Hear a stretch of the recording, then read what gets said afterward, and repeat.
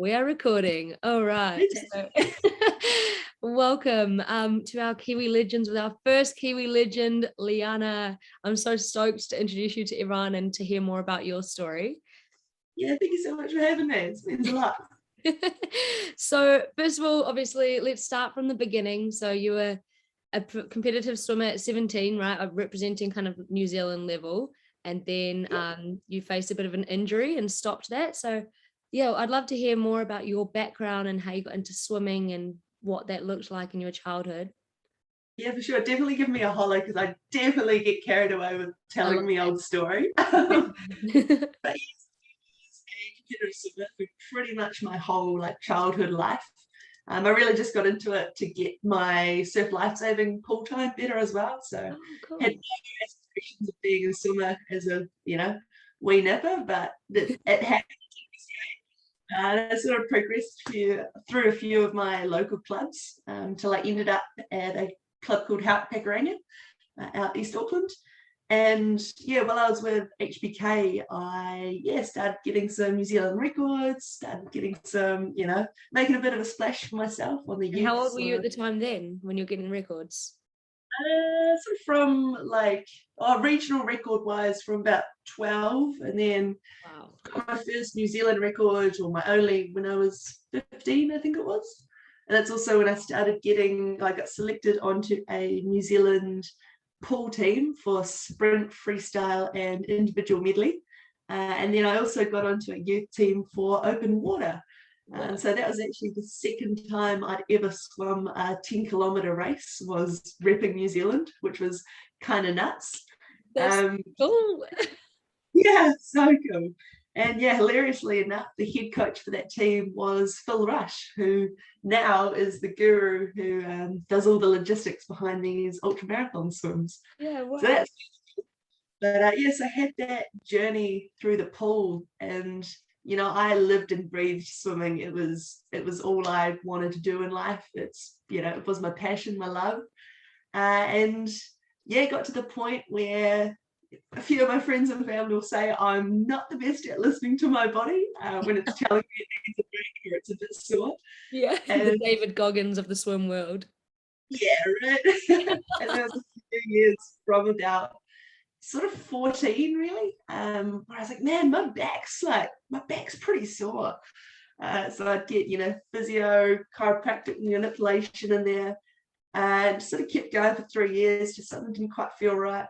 Until I hit 17, and then it was sort of like, whoa, I can't really move my legs anymore. I'm having some wicked leg spasms. Something's definitely not right. Yeah. And finally went to see some specialists and get some MRIs done. And yeah, it was determined that I'd gone 0 to 100 of bodily injuries and swum myself to having 2 spinal fractures. Oh my So goodness. yeah, super unscientifically, but it's the only way I can get my head around it. The squiggly bits of my vertebrae, one-sided fractured when I was about 14. And had I have known about it and done all the right things that I was meant to back then, it potentially could have healed by itself. So it started off just like a little hairline fracture, just a stress fracture. But because I didn't and kept swimming through the pain and doing all my Hard. cross training and things, yeah, the other side fractured. And so then by the time that guy went, this puppy had completely split off. And yeah, so then my back was like, whoa, you definitely need to look after me. Yeah, you need to Um, stop.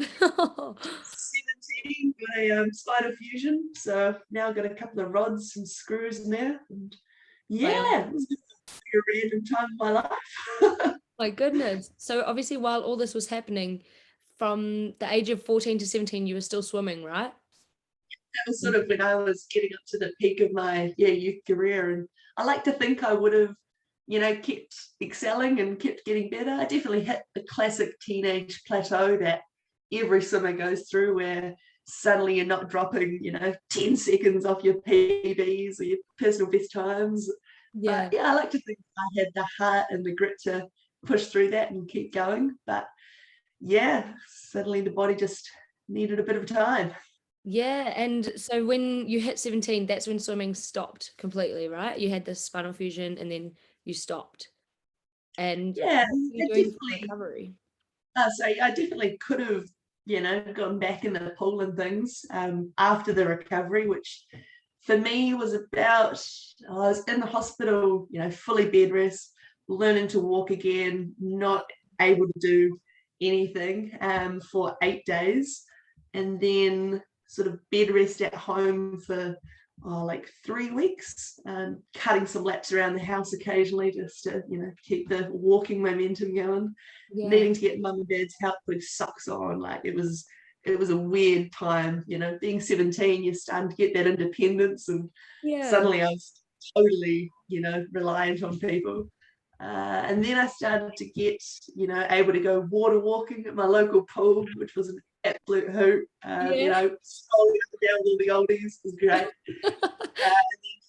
Slowly getting back into doing some real gentle swimming and stuff. And this is sort of like 2 months, maybe post-surgery. And then finally getting back to able to run and, actually move my body normally, sort of maybe 4 to 6 months afterwards.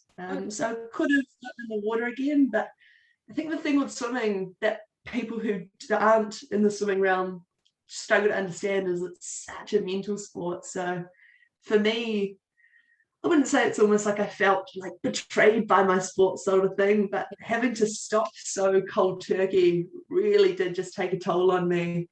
And it sort of led me through my whole mental health journey too. But definitely could have got back in the water, but obviously chose to live a different side of my life instead. Well, especially because this stopped when you were at your pinnacle and you were progressing. So when there's this huge setback, you're kind of like a bit disappointed in yourself, even though there's no right for you to feel like that. You kind of feel like, hugely, well, I can't get in the pool and be as good as I was 6 months ago because this has happened. So I'm just not going to do it at all. That's totally it. That is so sucky. But you got through it and you're stronger now. So yeah, I would love to hear more about this sort of like mental health path you're on now, because obviously you're doing something really cool that we'll talk about soon, to fundraise for the Mental Health Foundation, or for I Am Hope. Is that right? Yes. That's fine. So yeah, sort of when was there like a shift where you're like, okay, I'm feeling good, like I need to use my story to inspire others? Like, was there a specific point that happened, or? Honestly, only like a couple of years ago. And I'll totally put my hand up and say I'm definitely not the best person to talk about my feelings and let myself be vulnerable like that.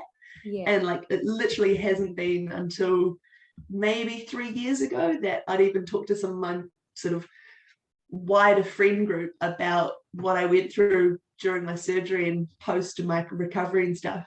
Up until then, it was only my real close mates and family who, knew what I was feeling and going through back then. So it was definitely, I think, coming to that realization that, man, like it feels like it is such a weight lifted off to be open and make yourself feel vulnerable, because it's been amazing the amount of connections that I've been making from people who have really responded to that and said like, hey, thanks for sharing your story. It's just been really cool. So it wasn't, awesome. And it's definitely didn't come naturally or easy, but it's been wicked. No, but it's not, is it? And it's kind of like the fifth step of your healing process is going through this massive trauma, recovering physically, and then realizing that the recovery isn't just physical. And you're like, man, I'm in this body that's healed, but my mind is kind of still not quite there. And then once you work on that and you start talking and people respond well, and you're like, wow, I'm actually kind of opening doors for other people to communicate their feelings as well, whether it's related to swimming or not. It's just getting people talking, isn't it? Totally, yes. Like starting that conversation, around the mental health side and the importance of that is, huge. Yeah. Oh, I love that. Awesome. Right. Well, let's talk about this amazing thing. Amazing or crazy? I don't know what you want to call it. Equal both, yeah. You know what I'm talking about. So let's talk about that. What inspired you to want to swim almost 80 kilometers? Yeah, so back in my whole swimming days, there's always been this thing in New Zealand known as the Triple Crown, which is 3 ultra marathon swims here in New Zealand, which is 40.2 kilometers across Lake Taupua. Then, point A to B across Cook Strait, which as the crow flies is around about 26k, but obviously swum a bit further with the tide. And then, down in the nice subantarctic waters across Fogo Strait as well, between the South Island and Lakiora. Oh my goodness. Yeah, back in the day, there was, only a handful of people who had done it. So even when I was swimming, that was always something that I was like, man, that'd be cool, but like, I'll never do that, like how ridiculous does that sound? And then, went through my journey. I've traveled, seen a bit of the world. I've dabbled in heaps of other things in my life, being a hiking guide in the tourism realm. And COVID hit all of a sudden, so suddenly my tourism career was sort of flailing around. And then real randomly went into agriculture. So suddenly I was in one place for a period of time. I was working as a shepherd down in Queenstown, super randomly, sort of just my life though. And I was sort of like, whoa, I've kind of got this golden opportunity to actually commit to a club and training now. And then, started getting back in the water, was swimming in a beautiful glacial-fed Lake Wakatipu with the club down there. Thought, man, the body's still got it, because, well, it has been a total hiatus, I call it, for the past 7 years from swimming for me. Like, I've been had a splash every now and then, but I definitely haven't trained at all for the past 7 years, up until, Queenstown. So I started training again a little bit, and realized that I've still got this, still got a bit of movement here. And it got me thinking, and sort of realized I've got a bit of unfinished business with swimming, and the love and the passion that I had was totally still there. Definitely came back tenfold. And so I gave Phil Rush, the guy that I was talking about before, a ring. Said, hey, don't know if you remember me, but I actually met you when I was 15, and I was on that New Zealand team. I think I want to try do the Triple Crown this year. And he was like, cool, okay, what's your training been like? And this is sort of September-ish. And I was like, look, I'll be honest, I've absolutely been out of the water for 7 years, but I'm feeling good, it's coming back.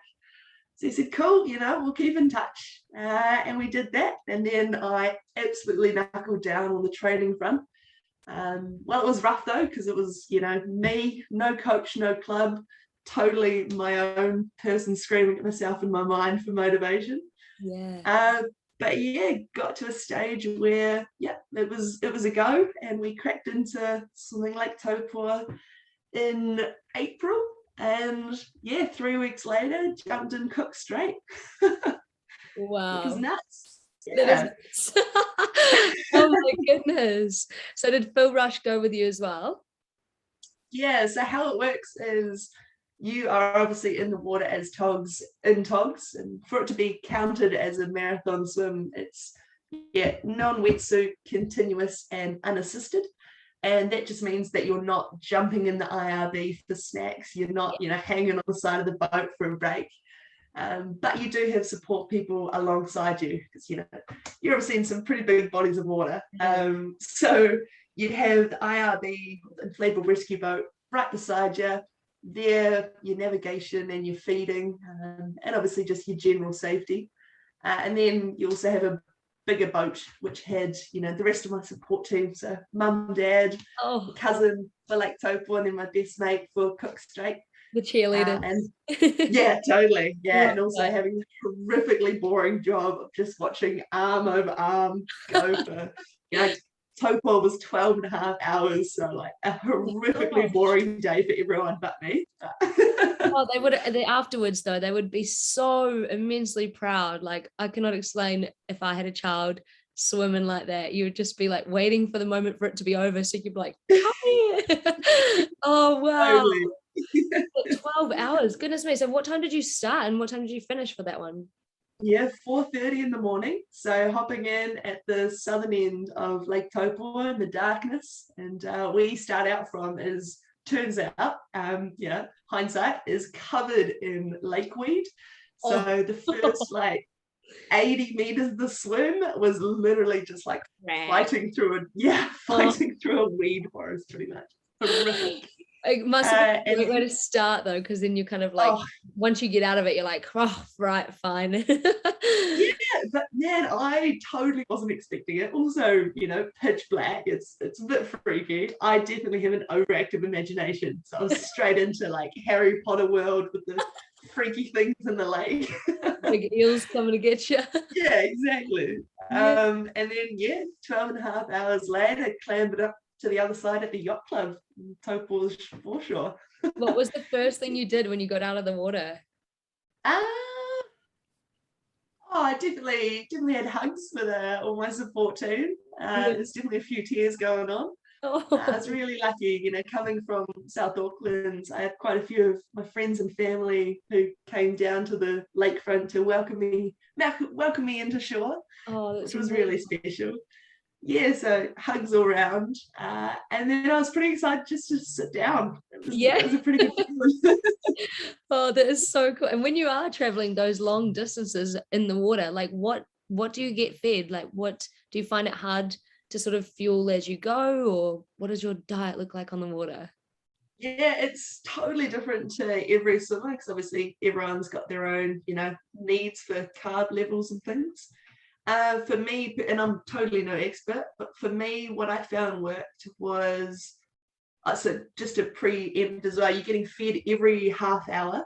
Oh, And I right. say, have the feed stops, but it's about 15 seconds. So it's just sort of a pause, you're treading water, you get thrown your drink bottle, have your, water and electrolytes. And I use Replace as my electrolyte mix. Oh, yeah. And then as well as your hydration, you've got whatever carb on that particular 30-minute break you're doing. So I was rotating through 3 different types of carbs because you're wanting quick absorb, easy to swallow. You can imagine, especially for cook straight, you've just had a mouthful of salt water, the whole swim. So you don't really want to be like biting down on a sandwich and having to chew bread Yeah. or things like that. So yeah, I'd be having just real unattractive looking bags, snap block bags of chocolate cream rice, Ooh.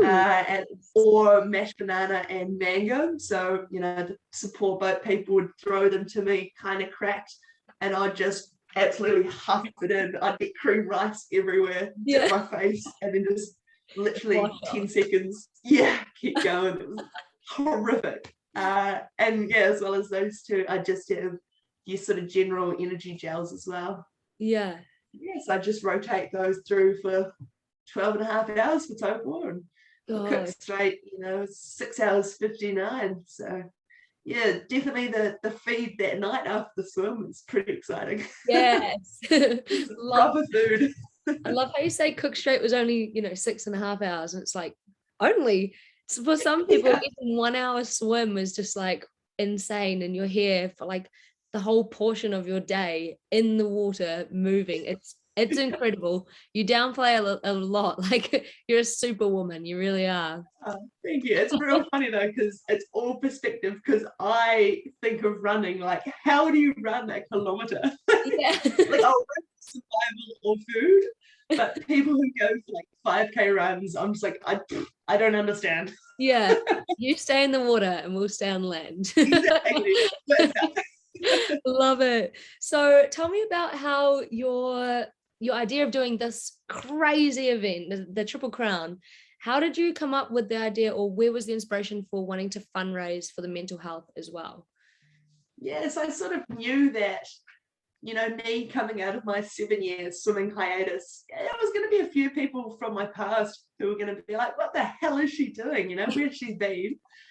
So I knew I was going to have a bit of a following. And obviously I knew my mates and my family and the wider connections between them, all those folks would be wanting to follow along and get behind. So I sort of thought, well, I might have a bit of a platform.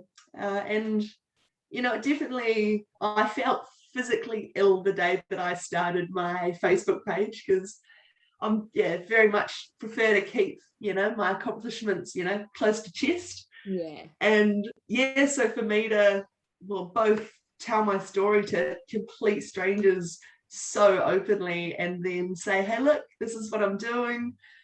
To be honest, don't know if I'll be able to manage it because, before Taupo, I'd only ever swum 10K before. So the idea of being like, cool, I'm trying to do this, we'll see how it goes, was pretty daunting. But yeah, I knew that I was going to have a bit of a following. So I thought, well, if I'm going to be swimming, I might as well swim for something. Yeah. Hence the super creative name.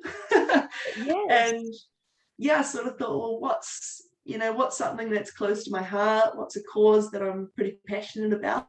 And obviously mental health kicked up pretty quick with that. And obviously with the connection from my swimming and going through that dark period of my life after the fusion and things, it's sort of a no-brainer for me. So yeah, that'd be really cool.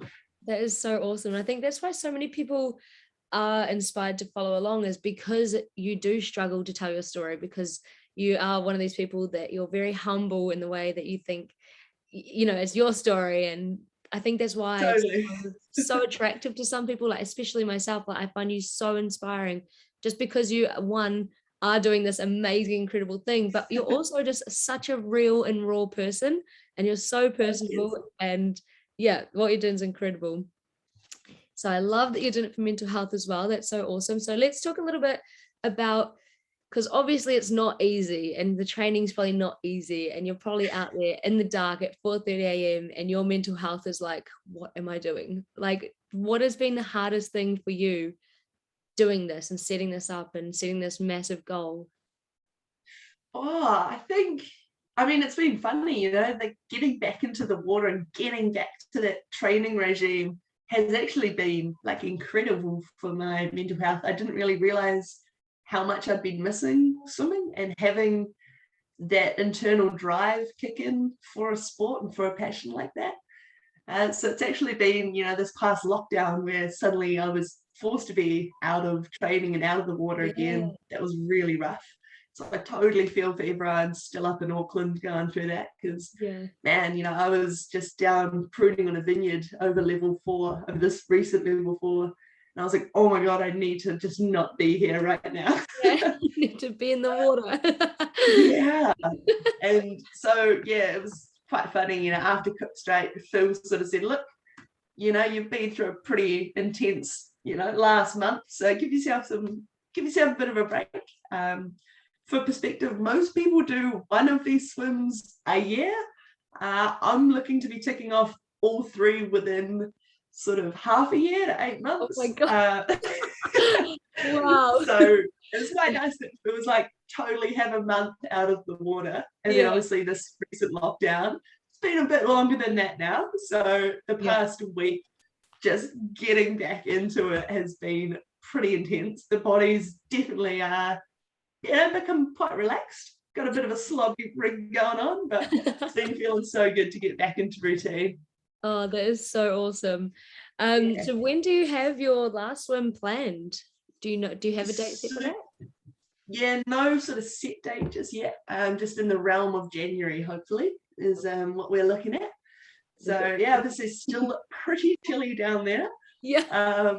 But FOVO has a bit of a slacker tide than Cook Strait, but it is still a pretty intense, tide down there. There's 2 pretty big oceans crashing against each other. But yeah, they've also only got a good sort of 1 or 2 day weather window down there, unsurprising. So hopefully, January we'll be able to get in the water and away and tick it off. And because what's the length of FOVO?